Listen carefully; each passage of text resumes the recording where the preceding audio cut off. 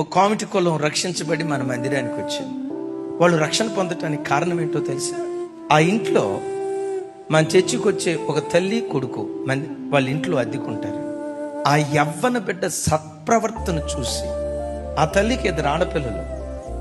ఈ అబ్బాయి ఏ రోజున వాళ్ళతో వెకిలిగా మాట్లాడినట్టు కానీ, ద్వంద్వార్థాలతో కూడుకున్న మాటలు మాట్లాడినట్లుగా కానీ, వెకిలిగా చూసినట్లు కానీ, పోకిరిగా చూసినట్లు కానీ 3 సంవత్సరాలు వాళ్ళ ఇంట్లో అద్దెకున్నప్పుడు ఈ 3 సంవత్సరాలు ఒక్కసారి కూడా నేను చూడలేదయ్యా.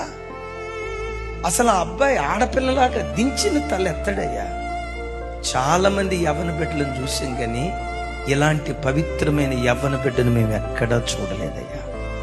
యేసు ప్రభు నమ్ముకునే బిడ్డే ఇంత పవిత్రంగా ఉంటే ఈ బిడ్డ ఆరాధించే యేసుక్రీస్తు ఇంకెంత పవిత్రమైన వాడో కదా అని చెప్పి ఆ బిడ్డను బట్టి మేము ప్రభు తట్టు తిరిగామయ్యా.